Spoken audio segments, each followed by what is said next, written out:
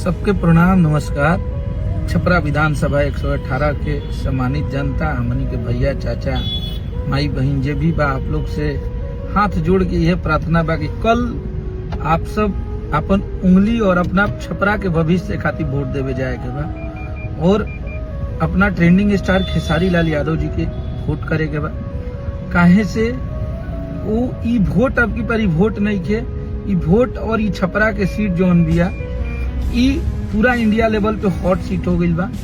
सारा लोग के नजर बा छपरा विधानसभा चुनाव पे। आप सब अपना बेटा के कितना प्यार कर ले जाए, अपना घर के भाई के कितना प्यार कर ले जाए। आप सब की दिखावे के आ गई बा, अपना माटी के दम दिखावे के, अपन ताकत के पहचान करावे के। और सबसे इम्पोर्टेंट बात ई बा कि आप सबके अपन छपरा के, अपन बच्चन के, अपन छपरा शहर के, छपरा विधानसभा के भविष्य तय करे के समय आ गई बा। तो आप सब कल जाई जा और जाके अपना बेटा पे, ओह बेटा पे, जिस बेटे को हराने के लिए, जिस बेटे को नीचे दिखाने के लिए विपक्ष के सारे हमारे अपने और पराये सब लोग लग गए, लेकिन आप सबने एक आवाज में सबको जवाब दिया है। तो ये जो जुनून है, ये जो मोहब्बत है, ये कल वोट में तब्दील कर दीजिए आप लोग।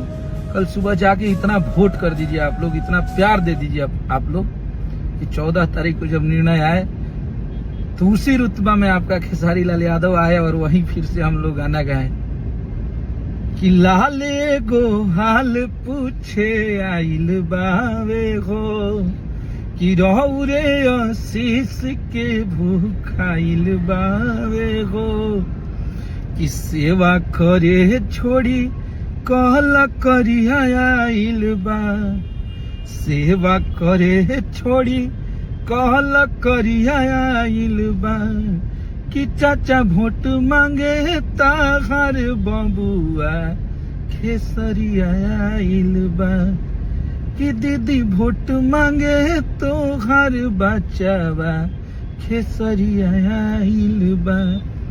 तो हम लोग आप सब इतना प्यार दीजिए, हम सब मिलके इतना प्यार दे अपने खेसारी भैया को कि हम सबका जो ये जन समर्थन था, जो आप सबने जन समर्थन दिखाया, जो जन समूह आप सबने जो करवा हमारे खेसारी जी के साथ चला है, तो बस अब समय आ गया है। और वो दिन और 24 घंटा भी नहीं किया, अब 15 घंटा 18 घंटा के समय बाकी बा और आप लोग के अपन छपरा के भविष्य तय करेंगे, सोचेंगे।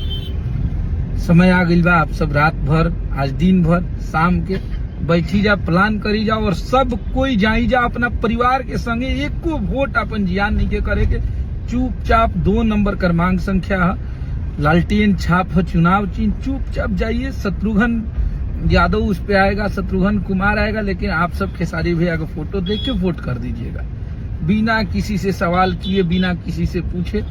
तो बस आप सब जाइए और अपने इस उंगली का पावर दिखाइए, क्योंकि इस उंगली में बहुत ताकत है। इसी उंगली को पकड़ के हमारे माँ बाप भी हमें चलना सिखाए हैं। इसी उंगली से हम सत्ता परिवर्तन करते हैं। तो अब सत्ता परिवर्तन करने का टाइम आ गया है। आप सब जाइए और अपने बेटे को वोट कीजिए। जय छपरा तय छपरा, जय खेसारी तय खेसारी, जय बिहार।